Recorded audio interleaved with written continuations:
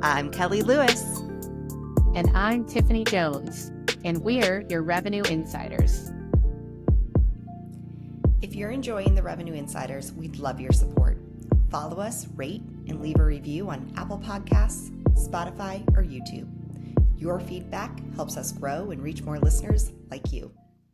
Welcome, everyone. We're here with another one of our AI episodes. Today, we have Jordan LInville here. We're going to talk about the FOMO around AI. I'm really excited for this conversation because I myself have a lot of FOMO when it comes to AI. I feel like I'm not doing anything and chasing every shiny object right now, which is the advice I give everyone not to do. But Jordan, why don't you start by giving us a little bit of your background? Sure. Thanks so much for having me. First of all, I'm really excited to be on. I run Everpeak Partners, which is a Salesforce and HubSpot consultancy. We help clients get the most out of Salesforce and HubSpot, as well as their internal revenue operations. I acquired the company with my partner and group of investors almost 2 years ago. It was April of 2023. Not a private equity guy, never did investment banking. I spent most of my career managing sales teams, leading sales teams at technology companies and startups. So in late 2020, the company I was at, PubMatic, great company in the ad tech space, they IPO'd. And so I had a chance to kind of step back in my career and say, what do I really want to do? I know I love to work in kind of mid-market, smaller companies we're working with. And I also saw from my experience, I kind of became the guy with Salesforce at PubMatic. Really saw the value of leveraging CRM and data in a really thoughtful way.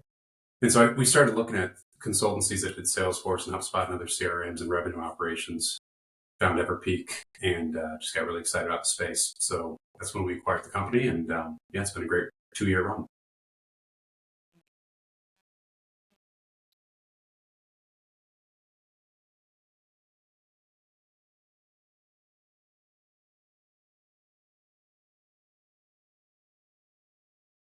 What you purchase from them versus what you go external for with all these other vendors is really interesting. So that is my first question for you. When it comes to APIs, what do you build yourself versus what do you recommend to your clients that they go by? Yeah, it's an interesting question. Our clientele runs the gamut from nonprofits to SaaS companies to manufacturing companies. I think in general, a lot of companies are trying to figure out their AI strategy. And stepping back and looking at your own assets and your own kind of development team, it should be number one. If you're not a company building software and you don't have a lot of engineers and developers on staff, your strategy obviously should be very different than a manufacturing firm, than a software firm that does, if you're a manufacturer. And so I think number one is kind of just recognizing what you have the capability to do. And then number two, being thoughtful and writing down the strategy. So we have some companies that are really, really deep, some clients really, really deep into APIs, and for good reason. They have the team, they have the know-how, they have the staff, and they're, think of it almost like Google, 10 years ago where they had 20% time, you could do whatever you want. I think we're seeing that, and it's super cool. And some stuff's coming out of it that I think will be really valuable. That's not most companies, in my view. Most companies, I think, need to be saying, hey, who's the person in our company or the small team that is going to spend maybe 20% of the time, but let's not have everybody do that. You can be really unproductive really quickly.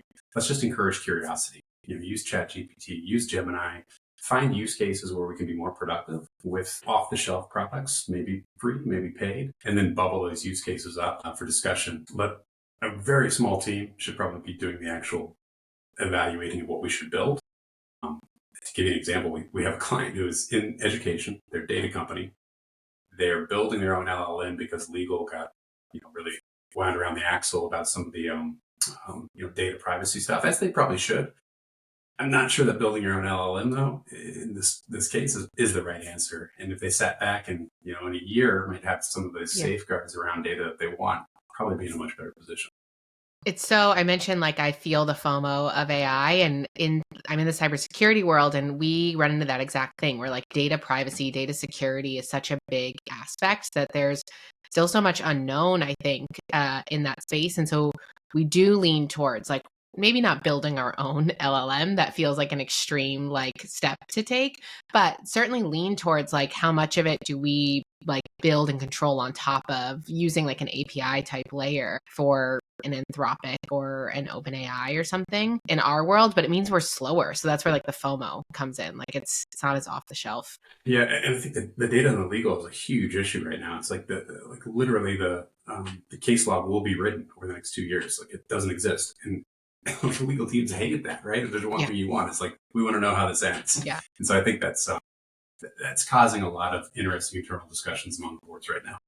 The legal teams they're in new territory too. They don't know what is a risk and what isn't. And I think there's so much guidance out there. It's just as overwhelming as it is on what tools you should be buying. And so I do feel for legal teams right now in trying to decipher what's safe and what's not.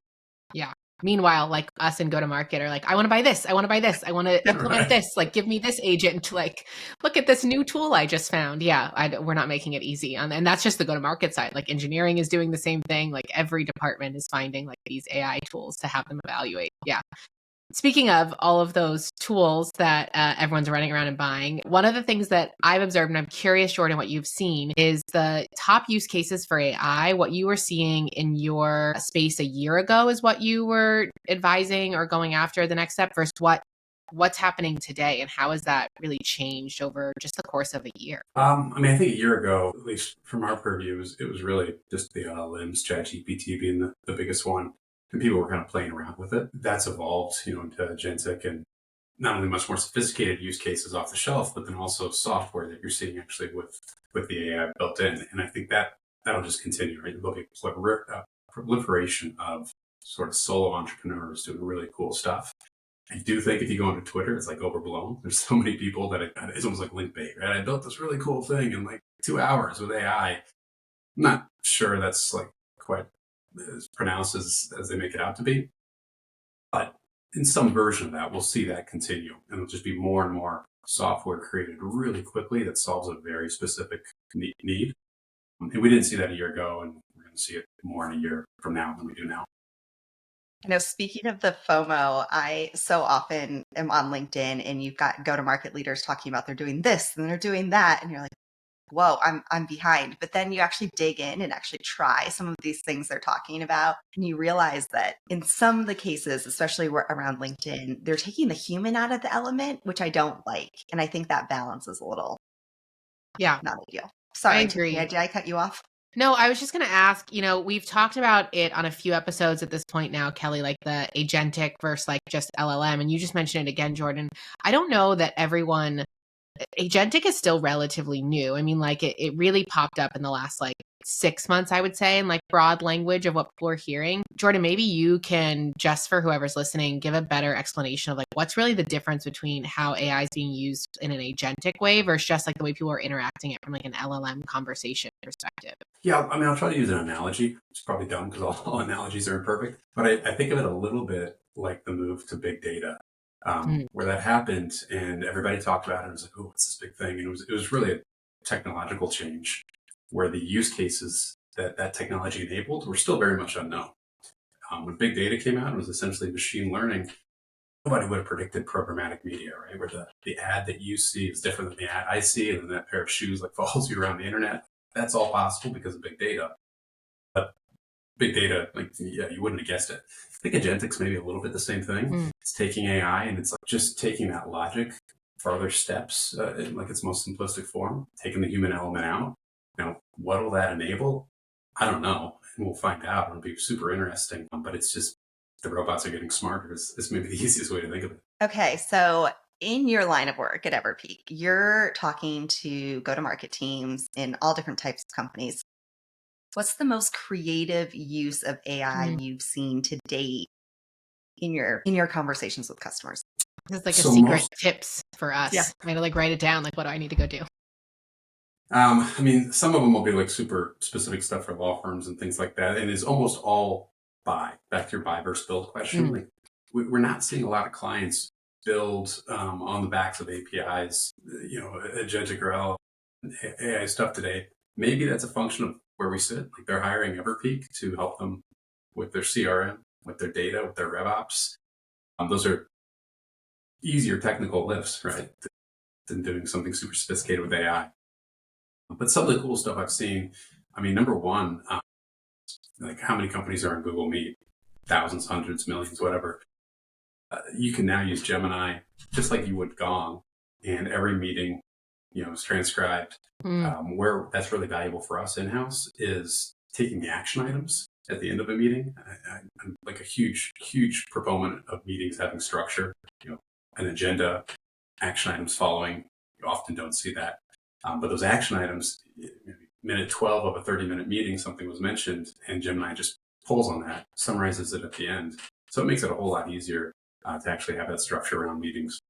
So anybody on the Google Suite should be checking out, what Gemini can do with Google Meet. As far as really innovative stuff, one of the tools that we're using at Everpeak and some of our clients are using is called TextBlaze. You think about like how many times, particularly in sales, you write the same thing over and over and over again. And TextBlaze is a Chrome plugin that just makes it easy to have a shortcut. So you can have like dynamic insertion, whatever the case. It could be a Word doc, it could be an email, and it just saves a ton of time. We do have some clients in the legal profession where you have so many like clauses and things that are just typed over and over, and they just put it right in there and it's done. That's really smart. I'm actually, I was talking to someone over the weekend and they had me download it. I'm going to forget the name now. I think it's called Super Whisper. And it's text to voice, voice to text. Yeah. But it's layered with AI. And so I'll speak into it to write an email. It will then take my voice and actually craft it into a better email than what I spoke into it. And then you'll say like, insert meeting link, and it will have all of those shortcuts. It's game changing. So it's funny how those little things like having little shortcuts can add so much efficiency to your day. And there's something you just have to take the time. Like the first 2 hours I was playing with it, I was really annoyed because I couldn't figure out how to get it to work. And then it just started working. So I love that one. I think there's a lot of fun tools that if you're not taking advantage of it, you're slower than your peers. Something like that though, Kel, like I think about that means that I can be driving the kids to gymnastics and writing an email at the same time. Like if that has like, my Apple, CarPlay like app. And so now I'm writing emails while I'm driving. And then you layer on like, if I do that through an app like that, can an agent then go pick that up and like rearrange my calendar? Because I saw this, I actually don't know where I saw it today, but someone had created an agent that looked at multiple Google calendars and had a master calendar. And whenever something changed on one of their Google calendars, I mean, Kel, you and I both live in like a multiple Google calendar life with one for each kid and like one for this, for our podcast and one for work. And like, the idea of like then it being able to like you send that email and it moves around your calendars and adds that like all the things that it could do. That's where like the agent stuff like becomes, yes, the robots are getting smarter, Jordan, to your point, but like they're doing the things that like you just like you didn't have time to sit down and like move all of those things around. Like you just need to have the conversation with the person you were sending that email to and schedule the meeting. That's where like my personal FOMO comes in, is I'm like, I need to get that set up because that would mean I can drive my kids to more of their activities instead of asking someone else to do it for me. So this is not a question I was planning, but I'm really curious. So you specialize in HubSpot and Salesforce. HubSpot and Salesforce are both coming out with phenomenal agents. I've been very impressed with what they've done there. But there are certain times that you have to go to some of these niche vendors that are coming out with technology. So you really like the one around shortcuts. Is there any other vendor that you're just like hands down, everyone you talk to, you're like, you got to purchase something like this to make yourself more efficient or make your data cleaner, whatever it is? I wish there was like this go-to. I mean, you hear about, Perplexity and some of these others quite a bit. I do think Agentforce, like we're on V1, right? Totally. It was V5 in the next couple of years. It's going to do some really, really cool things. And right now, the main use case is sort of a chatbot, which doesn't have an application in a lot of businesses. Once they open that up more, and we've looked at the specs of kind of what the next version looks like, there's going to be some really cool stuff you can do with it, almost like you would a Claude. And then you can start thinking about, okay, sales teams that are spending 60, 70% of their activity on non-selling tasks. Now we can just say, hey, what's the next 100 companies we should look at? What are the emails that I should write and I can just scan it, maybe make some tweaks. People are super scared, rightfully so, of letting AI write the emails. But I think as we start to get these UIs where you can just look at the suggestion and then tweak it, like that becomes super productive. So I'm really excited about that. I'm also really excited about Slack, because Slack has the potential to be sort of the UI into the LLM, right? So you just type what you want. I want every opportunity that we've ever lost where the CEO changed in the last year. Like that would take hours and hours. But you could type that into Slack, plug into Agentforce, and boom, you'd have it. That is my strategy. Like that's like my strategy doc for the year for like my day job, not the podcast, but is exactly that. We're doubling down on Slack and we're starting to evaluate like which agents we prioritize, because for any question you have, like what competitive scenarios are happening between like scanning your tools, like a high spot for us, and all the conversations in Slack, and like having something go, pull together a deck on like what all of that, the best competitive resources were, is exactly how I want my sales team like using the Slack AI, like Slack UI with an agent or any type of AI. So yeah, I'm with you on that.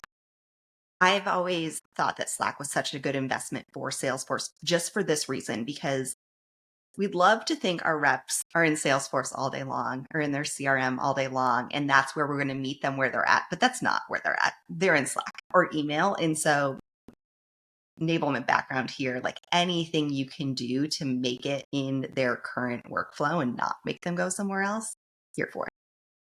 Yeah. I totally agree. I think Slack will be like, you remember when Google bought YouTube, it was like $1 billion transaction. People are like, what? Why would they do that? And now it's like 25% of their revenue. I think Slack's going to be kind of like that slow play that then becomes this juggernaut in Salesforce. And they just rolled out the agent AI app exchange, right? So I think a lot of the cool, innovative stuff won't necessarily be built by Salesforce. It'll be built by folks like Everpeak and others that make these AI apps that plug into Slack, plug into Salesforce. Will they open it up to HubSpot and other CRM? But I think that's where the innovation will come. Will be kind of decentralized. Yeah. Slack UI is the end of Salesforce Mobile for sure. Like I don't need to customize anything on Salesforce Mobile. I don't know when they'll actually decide to sunset that on their side, but like there's just no need for, like Slack will become that UI. I bet that's a strong bet on my side for sure. I love Salesforce, but that mobile app has just never been my favorite.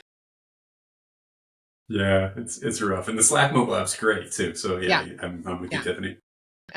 So on the, I'll throw another question out at you that we didn't prep on, but on the FOMO around AI, what's the biggest mistake you've seen people make because they're experiencing FOMO around their AI strategy? Yeah, I mean, number one, I think is not having a structure, like a strategy that's written down and thoughtful.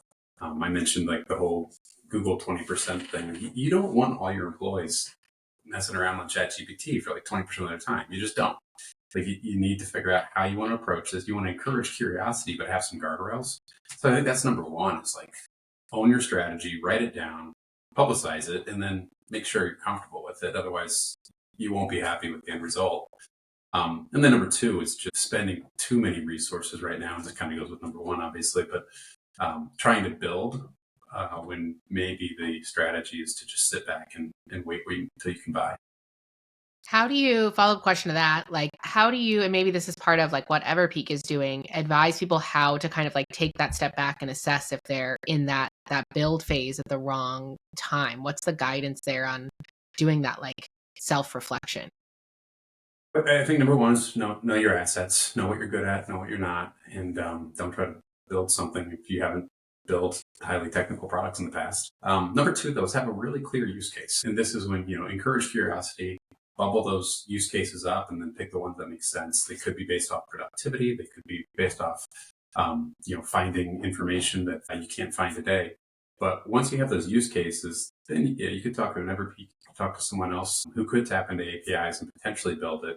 But if you try to enter that conversation, even with an Everpeak, without knowing your use case, like your business, where you spend way too much time on manual entry today or things that AI could help with. So aligning on the use case first, I think, is really important. Okay, so I was talking to, we've been talking to AI vendors on this Ask Me Anything series. And the one thing I reflect on when I talk to them is I had ideas about what AI could do 6 months ago, and it's completely different than the realities we face today. It's way more than I could have ever imagined. So the future thought leader that you are, what do you predict we're going to start seeing in the next 3 to 6 months? Like, what are you most excited about in the next 3 to 6 months that maybe we're not considering, or maybe we just should be thinking about? All right, well, the easiest one that comes to mind is not relevant, but I'm going to say it anyway. I'm a musician. AI is going to revolutionize the music industry. Like within 6 months, I think the songs you start hearing on the radio, 80% will be AI, just like samples today, which kind of bums me out. Really? Right? I don't. Yeah. I don't know if I like that. Yeah, AI and art is like a whole different like topic of like. How do you, as a musician, how do you feel about that? Yeah, I mean, there's like a keyboard right behind me. I don't know if you guys can see it. I love At that. first, I was bummed out because it's kind of like with samples where it's like Sabrina Carpenter makes a song and you're like, that's just a bunch of samples with your voice over it and overproduced. But I was talking to a friend the other day here in Chicago that is making a drum machine where you put the input in and it makes like all these beats just based off of like hearing the current song. It's like, wow, that's super cool. So it's definitely going to open up possibilities that you just can't do today. So yeah, I'm not sure how I feel about it, but I think it's happening, right? Regardless. I'm gonna have to like think about that. Okay. Yeah. So there's that. I think that'll happen very quickly. For a GTM conversation, I think the stuff I'm most excited about is going back to our earlier discussion on just how much time sales and marketing people spend on sales and marketing functions. Totally. It's a huge number. And I think Clay's doing some really interesting stuff already, just pulling together like your ICP and like minimizing the time spent on those things. But then once you layer AI on top of it, which I think will probably be continuing in the next 6 months, like a very rapid pace, then you start to kind of get into those, oh yeah, the email's written and I'm not scared of it. I'm just going to tweak some stuff. We're going to aggregate some data so I can see the news cycle of that company and mention that. Like that gets really interesting and just a huge value prop for sales teams. Clay is a vendor I have not spent enough time looking into. It's on my list. I think you're the fourth person in the last 7 days to mention it to me. And this is my takeaway from today is like, go investigate more because there's clearly I'm missing something. I'm going to poke on that a little bit, what you just said, and get specific on what I think I'm hearing like between the lines. And you tell me if this isn't what you're saying, but part of what I take away from what you see is changing is the result will be the evolution of the SDR, BDR, ADR role as we know it today. And I think that there is some underlying fear around that because it's a stepping stone into sales. Like it's how most sellers develop their tool set of how they become really good at sales. Do you think that what you just described in kind of that next 6 months is going to have an impact on that SDR, BDR, ADR realm of the go-to-market business? I think 100% will. But I think it'll just change the definition of what success means for that role. I think success for that role is going to be knowing how to use those tools and being 10 times more productive. I don't think it eliminates the role. It just changes, who's good at it and who's not. Yeah. I also thinking about the people who have been fantastic at that role in just like the last few years that I've worked with. They are really good, Kelly, to your point, with very personalized human touch posting in LinkedIn. Like they aren't using it for their outreach in that capacity. They're using it for like speeding up their workload, but still staying highly personal in the way that they personalize that actual outreach. And so it's interesting, like if you're in that role, to think about the skills you need to really focus on developing. And it's like getting good at AI, but also getting very creative at how you're doing your outreach so you still stand out while streamlining the other steps that you can. I'm very nervous about this, and I think it's the sales leader in me, because if we're not continuing to train the next generation of sellers, where do we pull them from? So I've talked about this before and I won't go into it again, but I do think we just have to be really cognizant of like, if we're not hiring SDRs at the capacity and at the numbers we were hiring them in the past, where are we pulling that talent, that next generation of talent? Don't be nervous. We're going to be excited. There's a whole new realm of things to go build to make them successful. Like that's true. That's true. But there is so much that you learn from just like, on the job training. It's going to be different. My first job at undergrad was I was like the 40th employee at Angie's List in Indianapolis. Wow. So like amazing ride. I think 3 years later when I left, there was like 1,000 employees. They raised probably 80 million. My first job though was in the call center, and so it was people calling in, being like, "Can I have a plumber? I'm in Charlotte," and I look them up, and like that job doesn't exist anymore. It's gone. Learned all kinds of skills though, and it was also an opportunity to upsell. So I was able to show like, hey, I can do sales. I think the biggest variable to me is when does outbound change with AI? Like when can someone call that's a robot and you don't know it? Because It's the happening. BDR function, it's happening. Like I don't know. I haven't. It might not be yet. good, but it's happening. Yeah, it will happen. But is that a 1-year thing? Is that a 5-year thing? Because that fundamentally changes the BDR game where there's outbound involved. Well, and people stop answering their phone altogether. I mean, I don't answer my phone as is. I return voicemails occasionally, but I don't actually listen to them. I just read them. So I'm probably bad. Yeah. I mean, it's the same thing though, when I think about those successful people, and I have a robo scanner. It's not AI, but it essentially like scans anyone calling me to see if they're in my contacts. If not, are they in a known spam database? If they are, I don't even see it hit my phone. There's no notification. And if they're not, then they get the opportunity to like interact with a robot that says like, why are you calling Tiffany? People often hang up at that phase if they don't know what's happening. And if it's someone trying to reach me or it's someone really good at outbounding, they're going to leave an interesting enough message that will then pop up and they're still calling through. And then I'll see it on my screen and it'll text to me like what they're calling for. And then I can choose to answer or not. And I think like it's fantastic. What is this called? I've never heard of this. I don't know how you and I haven't talked about this. Like it's cut the number of like rings to my phone down substantially. I'll have to look up the name, and I don't remember the name of the app off the top of my head, but I think people that are really creative at outbounding and have that that ability to like be excited on a call and like make it through all of those realms, like I think AI will just make those levels more difficult for people to get through. Like it'll sort through things faster. But I think you just have to be like creative and yourself and confident in what you're calling about and talking about. And I don't think an AI is going to be able to replace that in the next at least 18 months. I don't know. I can't predict anything beyond 18 months with AI at this point. It feels too rapid moving. Yeah, it's probably safe bet. Okay, we are at that time of our episode where we ask you, Jordan, to leave the listener with a question that they should be thinking about, a point of view question that will change the conversations they're having internally at their companies this week. What question should they be asking themselves? I think with AI and more faster, I did TechStars. It was actually the slogan, do more faster. And I've come to recognize the value of moving slowly. It's like do less with more thoughtfulness. And so I think one question that people, particularly in GTM environments, can ask themselves is like, what should we stop doing? There's that whole framework of like, keep doing, start doing, stop doing. And the stop often gets kind of pushed to the side. It's like, oh, here's all these new shiny objects. There's a lot of things most organizations should stop doing. And so I think asking that question like quarterly is pretty healthy. That's great. Yeah. There's a whole like theory around prioritization, and like the idea that we can have priorities and it's a plural word is like a fallacy. Like it's a priority. It's a single thing. And I think in order to like really have prioritization and not have FOMO around AI so that you can go do that thing, you have to prioritize it. That means you have to stop doing something else to go make that happen in most cases. So yeah, it's a good one. As I think about my next quarter planning, it's something I think I definitely need to think through for sure. Yeah, we all get like 100. Sorry, go ahead. I was to say we all get the same number of hours in the week, and like you can only cram so much in. At some point, you have to stop doing other things. Well, I think the thing that I'm taking away from this episode that I'm most scared about is music. So I'm going to lose sleep over this, Jordan.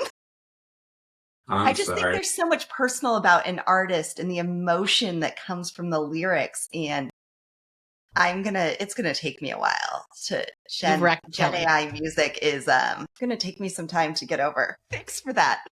I saw a demonstration where a guy was singing and the AI made him sound like Elvis, and he sounded just like Elvis.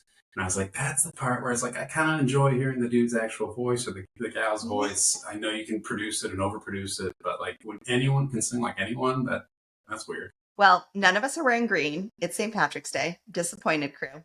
Yeah. Could have done better. We are recording on St. Patrick's Day. Well, Jordan, thank you so much for being here.